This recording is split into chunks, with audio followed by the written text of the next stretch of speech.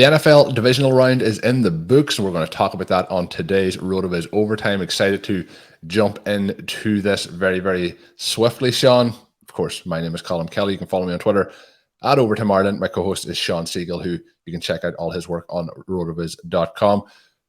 This was a week, Shawn. Your Chiefs get the win. I know you were concerned last week. You were talking up the Jaguars, their opportunities with the Chiefs. Get that W. Obviously, then we get them facing off with the Cincinnati Bengals, who win on the road against the Buffalo Bills. Ice in those veins of Joe Burrow as the snow was tumbling down there in Buffalo. And then we get the Eagles taking care of business. They get the bye week, and they really just smash the Giants. And we're going to talk about all the games all the way through on today's show. We're also going to talk a little bit 49ers and the Dallas Cowboys. But again, 49ers took care of business. It felt like they always had them at a little bit of an arm's reach. Shawn, we had a couple of teams in our playoff contest this week that either just missed the hurdle to advance or were just below the kind of the main points totals where you'd want to be in some of the FFPC contests. But you and Ben are in a pretty nice spot with one of yours. You were telling me before things kicked off. So I know that you and him are excited. You're going to record an early Stealing Bananas this week for the listeners over there. How is that team looking? Are we give us a sneak preview? How's it looking? How's it shaping up? Well, it's shaping up pretty well. It is going to be one of those close but not quite situations, but very exciting. Ben and I will dive a little bit more into that in a special episode of Stealing Bananas and just obviously go over the games, things that we saw, things that we would have liked to have seen, all of that type of thing a little bit later today or tomorrow morning, depending on exactly when you're getting the show. But, Colm, again, the playoff contests are so fun. You and I had a blast putting some teams together. Our team for the playoff contest one is in 247th, and that is a very nice spot. I'm excited about that. We still have 4 very good players going. Obviously, Josh Allen goes out. That will have a big impact on how these contests go down the stretch. We have Devontae Smith. I also have Devontae Smith with Bjorn Yang Barnett, with whom I put together a team. Bjorn was really the man behind that one. That team way up in the FBG contest. Another team with Smith. Obviously with Jalen Hurts looking so good in the first game here, he has the potential to be really the trump card in the FFPC contest down the stretch. But if Smith ends up still being the guy, again, Josh Allen scored enough in the first 2 games that if we can get concentration on Smith going forward, those teams will still look good. Colm, also, our gauntlet team, as you mentioned, close but not quite. This one was sort of bittersweet for me in terms of how this weekend went, because you and I did a bunch of content on how 49ers Bengals was the way to play that contest. Had a lot of content on the site about that as well. Have a lot of teams built that way.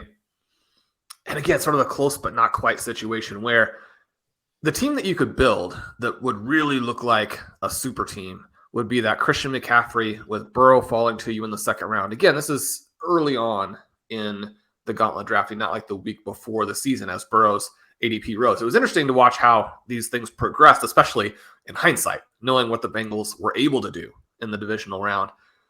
He got more expensive through the first version of the contest, and then at times he got very inexpensive during the second portion of the contest because you have the injuries to the offensive line.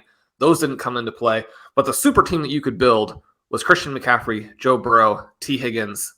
Colm, T. Higgins has been a massive bust through 2 weeks. So, yeah, I mean, if you have some teams through with him, and I do still have 1 or 2, I mean, you got a little bit of leverage on the field there because it's hard to get through a player who hasn't scored any points. But the other element was that if you played a lot of Purdy, which we also did, and that was our team that we were hoping would get through in the gauntlet, he was finally slowed down by this elite Dallas defense, or at least the inconsistent but occasionally ferocious Dallas defense. They've given up some big scores in the last month to 6 weeks, but they did challenge the rookie, and he struggled. He looked like a rookie for the first time. Colm, we can go a little bit in reverse order here, starting with this 49ers Cowboys game. The question is, can Dak Prescott handle the big stage? Can he handle pressure? The answer was pretty unequivocal in that at least for one more game, he could not. And it's not fair to look at this game and say, Dak Prescott, not a good quarterback as a result. The 49ers, an unbelievable defense. And yet, when you have this Cowboys team and you have all of the talent, you have your own star defense, you're Dak Prescott, you're facing Mr. Irrelevant. I mean, this is the game where you have to come through. And like the Week 18 game against the Commanders, he was bad. He was bad. I think this is as much to say about the 49ers defense, though, as it is about the Cowboys and their passing attack. I also think that Dak Prescott is much closer to the Kirk Cousins kind of tier of quarterback than Dallas Cowboys fans would want you to say and that they would want to admit. I think that he is above average, but I think he's right at that line of average. And you're going to get those weeks where you have the spectacular performances like we've seen last week. You're going to see the weeks then like the Commanders and this here performance as well. So there is going to be that up and down, and there's going to be a little bit of a lack of consistency in there. And he's going to be sometimes raised by the performances of the players around him. Again, to compare him to Kirk Cousins, we see when Justin Jefferson has those monster performances, obviously that's going to help Kirk Cousins, but similarly with when Ceedee Lamb is balling out like he did here, that was kind of the one bright spot on this Cowboys offense was his performance. And Dalton Schultz has had a nice playoff run, but it wasn't going to be enough to get it done. The running game did absolutely nothing in this. Again, I think that's mainly down to the 49ers and their defense as a whole.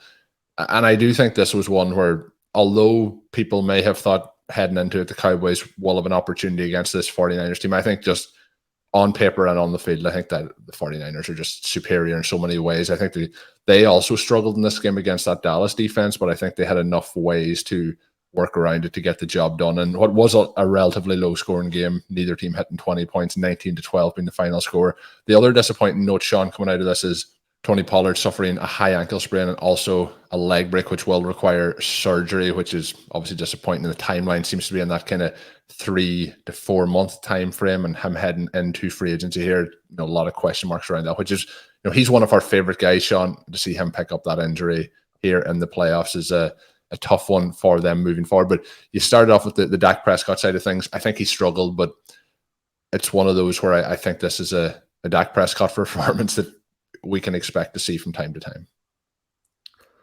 You can. And the Cowboys are going to need to continue to get him more weapons when they're playing the softer teams. You're able to exploit so many different areas, and you don't need those additional pieces. But you come into this game here, and it's very clear it's going to be Lamb and Schultz, and they have nobody else. Noah Brown finishes third in receiving yards. They signed T.Y. Hilton. He was able to make a few plays for them down the stretch, but not an impact player at this level of game, this level of importance as you go. 37 pass attempts, Shawn, in this game from Prescott, 23 of those going to Schultz and Lamb. So like you're saying, there's too easy for the defense then to focus on that, and there's not enough talented pieces on this offense to help provide Prescott with those additional options. It'll be interesting to see what Michael Gallup does when he's another year removed from his injury. The expectations for him in some ways this season were always going to be difficult to live up to. We're always going to be a little bit unfair. He's injured in last year's playoffs, and then you come back and you're coming back on short time. But in this game, 3 targets, 0 receptions. I mean, Gallup is the guy who is supposed to be that extra piece for them, and at least at this point, he's not there. One of the things we talked about, Ceedee Lamb, a great matchup against the 49ers, even though the 49ers have this elite defense. If there's a place you can beat them, it's through that star wide receiver.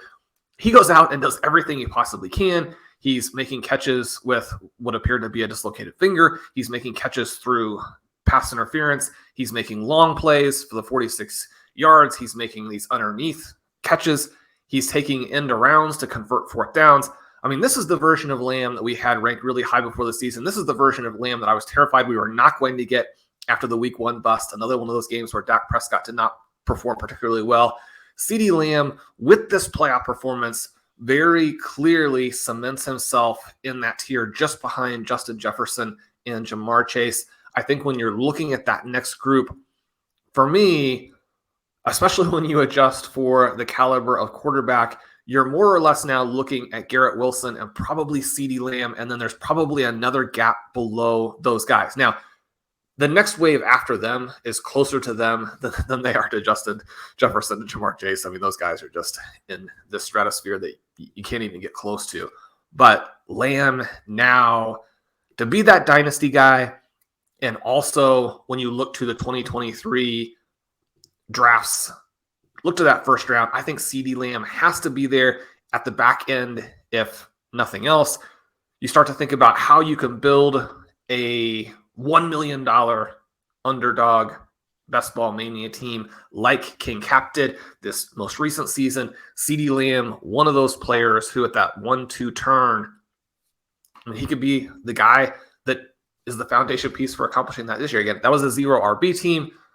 Lamb, I think, just such a high floor and now a high ceiling. We talk about the ceiling perspective, both from a full year perspective and an individual game perspective. As this team continues to develop, and I mean, this isn't the end of the road for these guys by any stretch. It's not the end of things for Dak Prescott. I mean, he's going to be a very good and dynamic quarterback, especially from a fantasy perspective going forward. You take a game like this for Lamb, add a couple touchdowns, think about that being in week 17 next year, and maybe you're looking at the $2 million as a result of what Lamb has done. Couldn't be more impressed with him in this game. On the other side, I mean, the 49ers were also very disappointing, but it is a lesson in what the value of just so much star depth can mean, because they stopped both of the running backs due to some issues Christian McCaffrey is having during the game, and just that they don't want to overwork him if they are going to go through, which they barely did.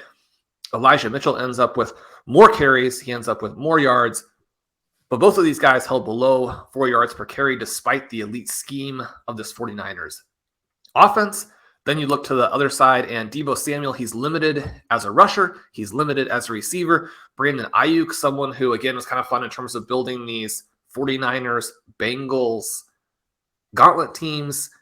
I mean, he does nothing. 2 for 26. So he's another guy who's just knocking you out of that, even though the 49ers go through. When you corral McCaffrey, you corral Samuel, you corral Ayuk, you expect to win, right? But you get a pretty solid game from George Kittle. He has the long juggling reception late. And the difference here is that as the game ended up being a defensive slugfest, Brock Purdy, not impressive, but 0 interceptions, the 2 picks for Prescott, you end up having this 19-12 finish. Yeah, and it's kind of, this game feels like a little bit like, you know, history being written by the victor. And I know it's the sports media that's doing it, but, you know, Dak Prescott wasn't that much worse, I don't think, than Brock Purdy in this game. And if that pass that he does to George Kittle isn't complete, then I'm putting that completion pretty much, you know, 99% on George Kittle's ability to catch the ball on the move and then, you know, kind of juggle it and avoid the hit from the defensive back. You know, the game then and the game, the outlook after it becomes much different with what people are talking about with how this 49ers offense played against the Cowboys defense. But I also think they have been really legit on defense all year long. So the 49ers advance, and they're going to face off against the Eagles. I think quite clearly the 2 best teams in the NFC all season long. I think on the other side, when we get to that, you could say there was definitely a top 3. One of those teams in the Buffalo Bills losing out this week. So I think we have pretty much, you know, at least 4 of the top 5 teams through here to the championship games. With the Eagles, took care of business. They blew out the Giants well and truly. It was 28-0 at halftime. They win 38-7 in this one. Jalen Hurts didn't have to do much through the air, but his 2 passing touchdowns, 154 passing yards, gets some yards on the ground, gets the rushing touchdown. He goes 9 for 34 and 1 on the ground. Boston Scott gets his customary touchdown against the New York Giants. Kenneth Gainwell sealed the game. Well, the game was already sealed, but he gets that rushing touchdown at the end. He goes for 112 yards on 12 carries, 1 touchdown. Miles Sanders has 90 yards rushing on 17 attempts. Devontae Smith, who you mentioned earlier, 61 yards, 6 receptions, 1 touchdown. Looked really good. Devontae Smith over the last kind of month to 6 weeks has looked kind of a little bit like you were talking about Ceedee Lamb there. Looked like everything that we were hoping that he would be in the preseason, looking really explosive. Dallas Goedert back in the lineup after his timeout with injury, 5 for 50 at 1 touchdown for him. Quiet day for A.J. Brown, but even, for example, on the Devontae Smith touchdown, this isn't going to show up in a fantasy stat or in a lot of box scores, but he has the block that seals the opportunity for Devontae Smith to get in the end zone on that, for example. And the other thing that is a little bit of a boring thing, I think, to talk about. We've talked, Shawn, about the Philadelphia Eagles' ability to do the quarterback sneak and how it has been so effective. They added a little wrinkle to this where instead of going for the quarterback sneak, they set it up and they pitched it off, which I thought was another nice thing just to put on tape for teams to have to be able to try and game plan for moving forward here in these last 2 games if they make it to the Super Bowl. So I thought the Eagles just looked fantastic. There's times where after these bye week games, we've seen teams, my Green Bay Packers, for example, have stumbled out of the gates and haven't been able to get the win. There was nothing like that happening here with the Philadelphia Eagles. And we have talked a lot about Daniel Jones, Shawn, on the show in recent weeks, and he has looked really good in those performances. Again, I think this is down to game script, down to the Eagles defense, what they were able to force the Giants to do. But we don't really see anything from Saquon Barkley in this game. We don't see anything of positive really from Daniel Jones overall. What were your thoughts, I guess, more so on the Giants side of things than the Eagles side? Because the Eagles just got the job done and were able to pack up their bags and head home. Yeah, it's unfortunate that the game gets out of hand so quickly and that the Eagles offense is so good, and it is so good. And we've seen this in many games this year. They are so good that, by that third quarter, you're like, yeah, I'm probably not getting any more fantasy points from these guys. Yeah. Unless it's Kenneth Gainwell with a touchdown at the end to knock you out of a tournament. I mean, these tournaments are so fun, and there's so much scoreboard watching, and that part of it is great. You do have all of these little anecdotes that, save up in the back of your mind, hopefully to be washed away pretty quickly. That Kenneth Gainwell touchdown knocked out an awesome team that I would have had going through. So, and as it's going there in garbage time, you're like, just get down for these guys. Just let the game end. And you have that play. But Gainwell, I mean, the reason that he was on the 0 RB candidates list was because of games like this. We weren't hoping that it would be at this moment, actually. But Kenneth Gainwell, a fairly talented player. But no, you look at the Giants side, and this is a situation where, because you get blown out so quickly, and that's on the Giants defense, a defense that has more or less struggled this year. When you look at what the Giants did to make the playoffs and then win that first round game against a very solid team, just a fantastic coaching job, because you're dealing with a defense that is not particularly good and is not going to limit opponents. And you're dealing with an offensive cast of characters that has almost no talent outside of Barkley, and then this rising version of Daniel Jones. The problem comes in when you get blown out, because this isn't a team right now that is built in any way, shape, or form to come back from that. We talked last week about Daniel Jones and how they were able to get him on the edge as a runner, that dual threat ability was a big part of their victory. That doesn't come into play in this game. Last week, they were able to get Saquon Barkley out and use him effectively as a receiver. That doesn't come into play in this game. We talk about how great the coaching staff was and the job that they did. I do think it's a little bit of a debacle to be in this game and have Saquon Barkley only have 3 targets, only have the 9 carries. Now, he was benched at the end of the game when they're blown out so that he doesn't get hurt going into next season. He's a crucial piece, but 12 touches, it seems non-competitive in terms of what you did in this particular game. The other element then that you're dealing with is that the things that Daniel Jones has done are going to be harder to do against this elite Philadelphia pass defense. Ben and I talked on the Stealing Bananas episode to finish out last week, some of the different metrics that they have in the Advanced Team Stat Explorer, some of the things that means in terms of where they are in the passing matchup rater. Isaiah Hodgins, who was the big star of Wildcard Weekend, only has the 2 targets. He has 1 pass for 3 yards. His PMR rating was just catastrophic. It basically said that this exact thing was going to happen. Now, I mean, you want someone who has been such a great story like Hodgins to push through that, make some plays, carry them to some type of storybook ending, if not a victory, at least a more exciting game than this. But again, I mean, you're dealing with a defense that just doesn't let you do those things. So Daniel Jones, disappointing in this. He misses Richie James late. Ben and I will talk a little bit about that on Stealing Bananas. But this is the way this game was going to go. As soon as the Eagles come out and blitz them, we talk about the 49ers and all of the pieces that they put together on their offense. I mean, one of the things that was just glaringly obvious this week is that you have the 49ers with all of those weapons. You have the Eagles with all of their weapons and the big acquisition of A.J. Brown. Yeah, he didn't do anything in this game, but one of the reasons that Devontae Smith and Dallas Goedert are unstoppable is because you have to account for A.J. Brown first. Yeah. So, I mean, a huge part of this, as you say, you look at the Cincinnati Bengals with both Jamar Chase and T. Higgins, and then you contrast that with some of the teams that lost that are built around an elite quarterback or built around a quarterback in one piece. Now, the Chiefs are a quarterback in one piece, and they did make it through, but 49ers, Eagles, Bengals, I mean, they're the reason that these are 3 of the 4 teams in the finals. Yeah, the other thing, Shawn, one maybe silver line on this, what I was thinking with how much the Giants struggled in this, I was thinking, we make it a nice discount here on Daniel Jones in 2023 drafts in best ball. I think that's what we're looking at here, isn't it? It is. It is. Every cloud. We'll see what they do in the offseason.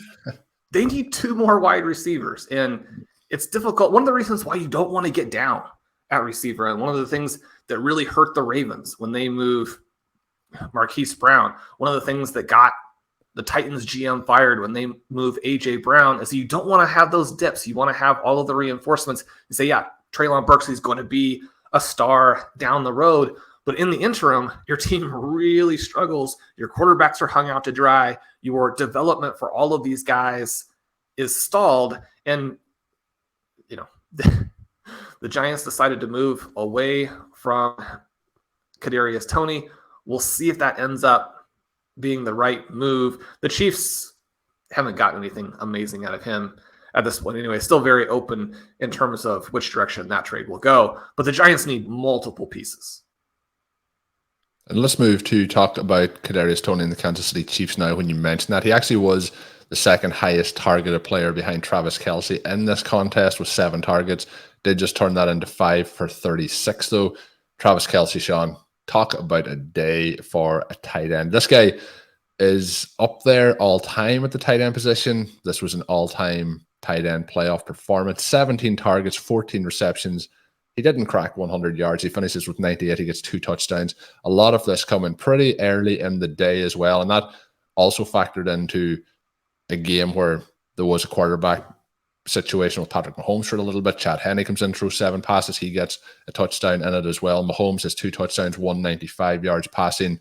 Has that high ankle sprain that, you know, obviously he's not going to be at 100% this coming week when they do face off against the Cincinnati Bengals. But Shawn, I think he showed a huge amount of toughness in this game, and hopefully there's no further damage from playing through those snaps. But they get the job done 27-20 against the Jacksonville Jaguars. Trevor Lawrence had some struggles in this, played well, kind of start out, and, you know, kind of some of those strains that we're going to continue to see as he's in that second year. But again, major leaps from what we were seeing from him this time last season. Etienne has a pretty nice game overall. Zay Jones, Christian Kirk, pretty solid. You know, I've been impressed with what Jacksonville have been able to do all year, and I know you thought they could beat the Chiefs here. I thought it was going to be a step too far, but I have been impressed with what they've been able to develop this year, kind of nurture some of that young talent along on this roster. But this is all about the Kansas City Chiefs and what they were able to do. But like we talked about with some of the other teams this week, there was a lot of games where outside of certain individual key pieces, everything was pretty flat. For example, in this one, we get Zay Jones. He has 83 yards, 5 receptions. The difference in him and Christian Kirk really in this one is Kirk gets the touchdown. He has 52 yards, 7 receptions, the touchdown. We don't get a huge amount from Evan Ingram. On the other side, I mentioned Toney. Then you have Juju Smith-Schuster with the 2 receptions. Nothing really else happening. MVS gets a touchdown, but it's his only reception for 6 yards. So it's pretty flat across the board. I think the key piece for a lot of fantasy contests this week was definitely Travis Kelce, and he was head and shoulders the kind of MVP of the divisional round with his performance.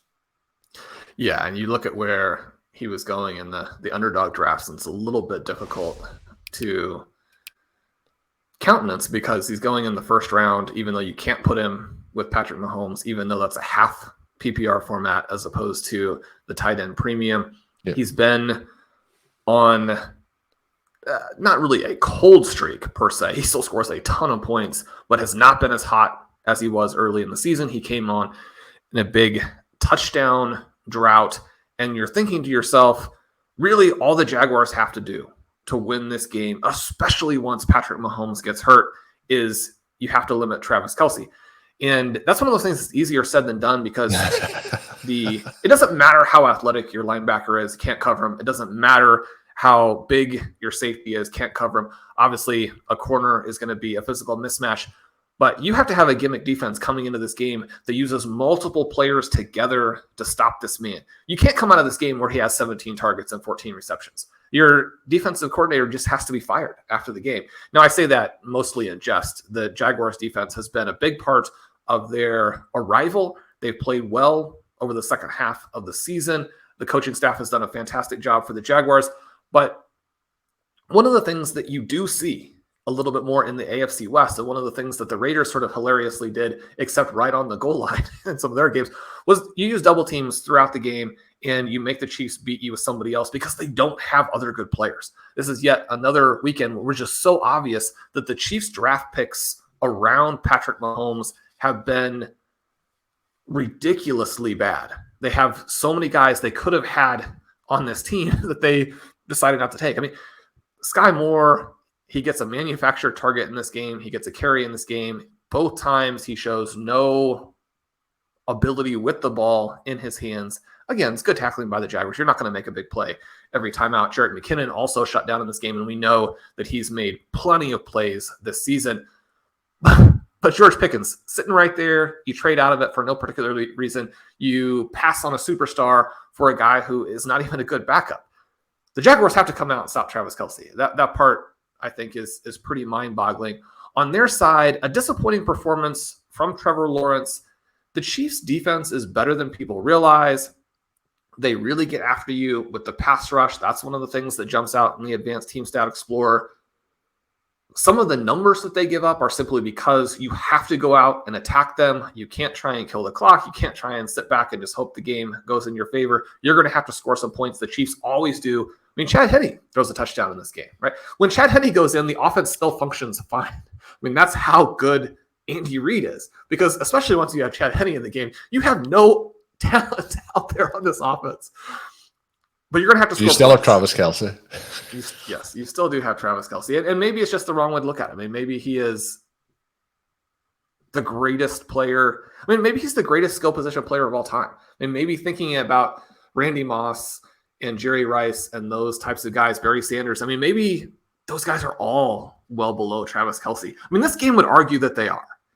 And I don't think, though, we have to argue like in those terms, but I do think there is a case to be made based on individual players at the positions having dominant stretches of, let's say, 5 years that they are just untouchable by any other player in the league. And obviously, since Rob Gronkowski finished up with the Patriots and kind of went from his peak of what he was, I know he came back for the stretch with the Buccaneers, but nobody has really touched him. And if you look at the tight end position, there is like 5, you can name on one hand the players who have come close to doing anything like Kelce has done. We say that at the wide. It's very hard to say who's the best ever.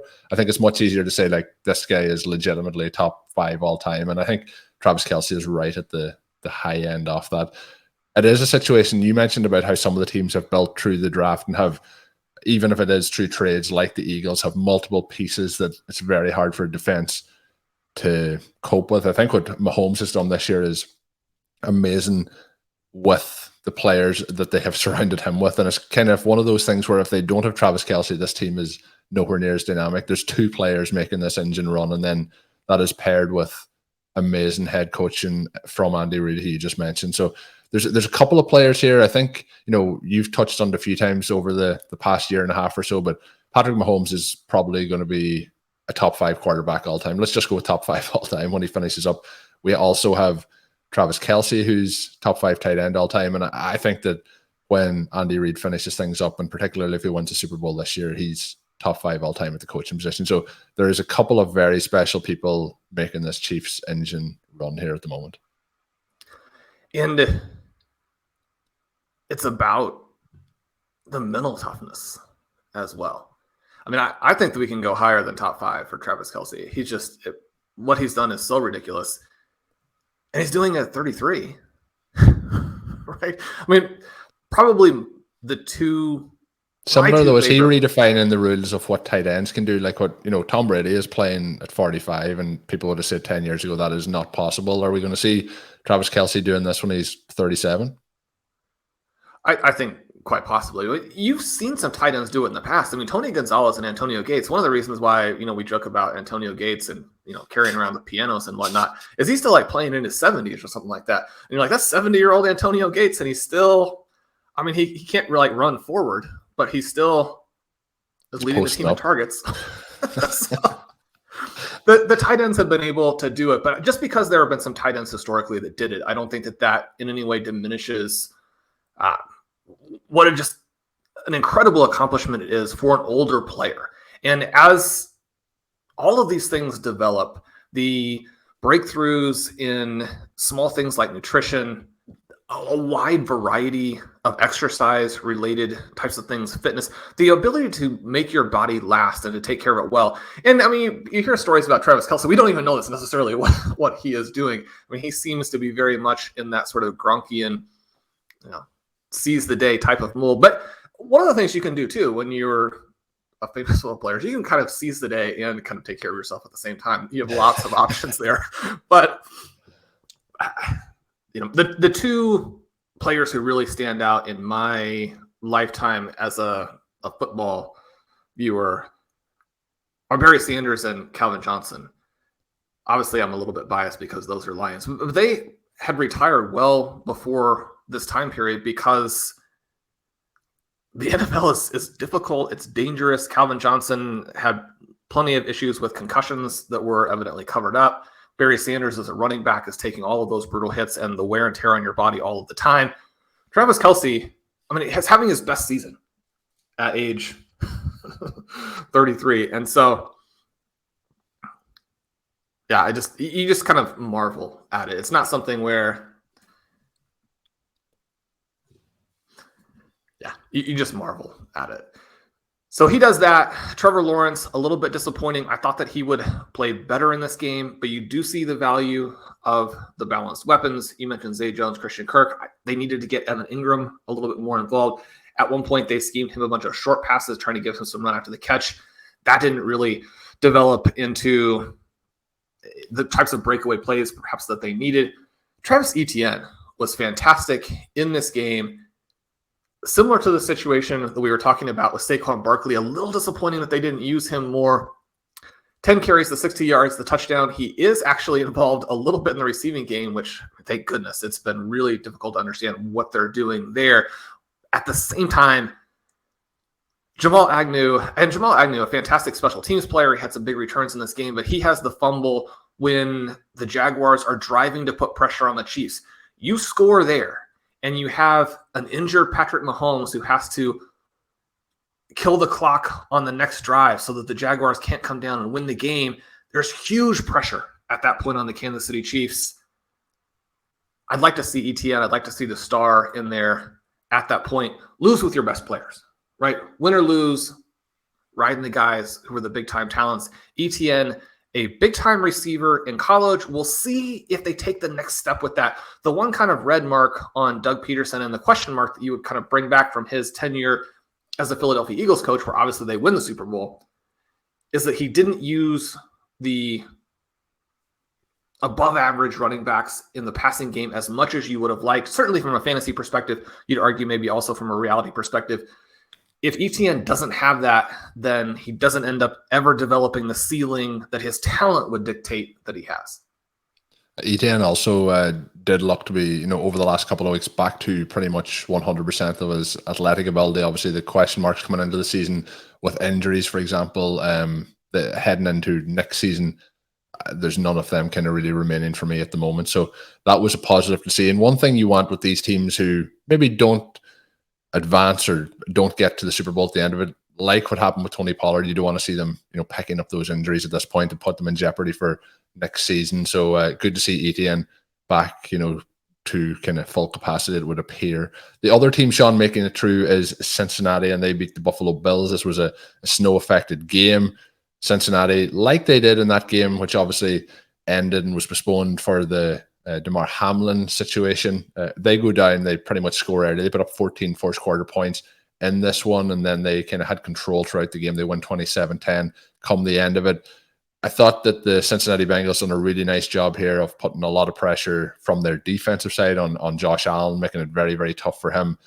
has no touchdowns, one interception, 265 yards passing on 42 attempts, and he only completed 25 of those. Has a rushing touchdown, 26 yards rushing. They struggled to get anything else going on the ground, did Buffalo, and that was also because they were kind of in catch-up mode throughout the entire game here, trying to move forward. Disappointing day for Stephon Diggs, his 10 targets, 4 receptions, 35 yards going his way, but not a huge statistical day from Joe Burrow here, but he has 242 yards passing, 2 touchdowns.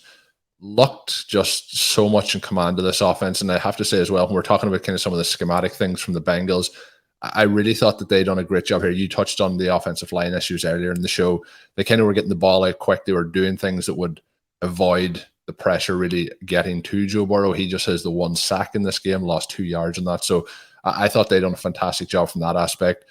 T. Higgins, you mentioned earlier, disappointing day, 3 for 28, just the 4 targets for him. P. Ryan has 5 receptions of 5 targets, 31 yards. Hayden Hurst is 51 or 59 yards and a touchdown of 5 receptions.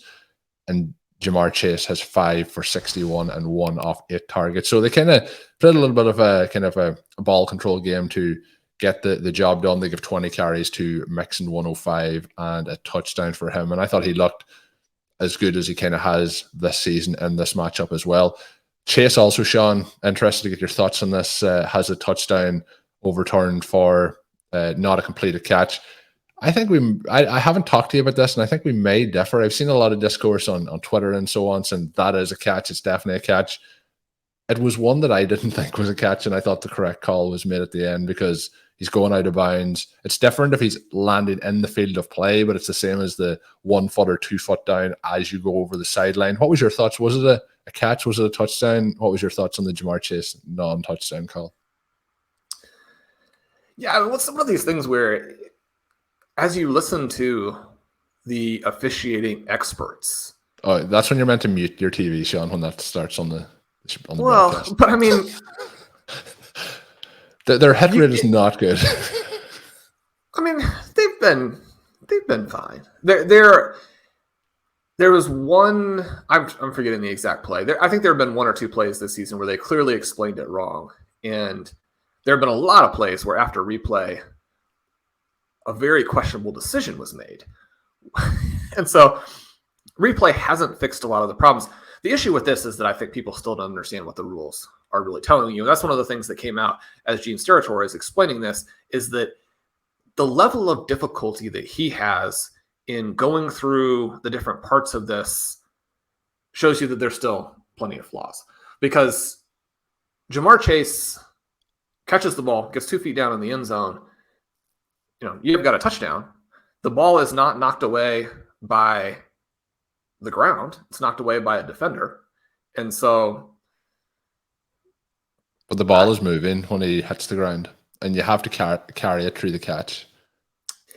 I agree it's complicated, but I did feel like this one was, the ball is moving and it's not caught. I think part of it is that maybe I've just been broken down by seeing some of those calls all season long, and now I'm like, well, that isn't going to be given as a catch because it's not fully completed. But it's like that one of like when you're going out of bounds and you touch your toes, if the ball is they use the word juggled a lot, or is the ball moving? And I think the issue they were saying is he never had complete control until he lost control when he hit the ground. But yeah, I know some people. He scored a touchdown. I mean, if the defensive players, I think the part that saves this, I think the part that saves this can then hit you and knock the ball free, then you've got all kinds of additional problems. You're going to have all of these brutal hits in the end zone. You're going to have the situation like you had very sadly in the Georgia-Ohio State semifinal game. I mean, those aren't the things that we're looking for. Once you've got a touchdown in the end zone, the difficult part, kind of like you're saying, is that it's been tricky to determine, and the officiating experts have struggled to explain on a lot of different occasions whether, like, what contact as part of the catch determines if you've got to go to the ground and make the play. Are you going down as part of the reception, or do you get 2 feet down and then you're hit and knocked out of bounds? And we've seen, it looked like we might have a couple of other plays overturned throughout the course of the weekend, like the Devontae Smith catch, for example, where a guy catches it, he's got 2 feet down, he's got the ball, and then he's hit, and then he goes out of bounds. But the problem is just these things are all very bang bang, and so it's difficult. And I don't envy the officials, the decisions on that play, because it's still not articulated in a way that eliminates judgment calls, which is the whole idea, is you're trying to get as little of that as possible.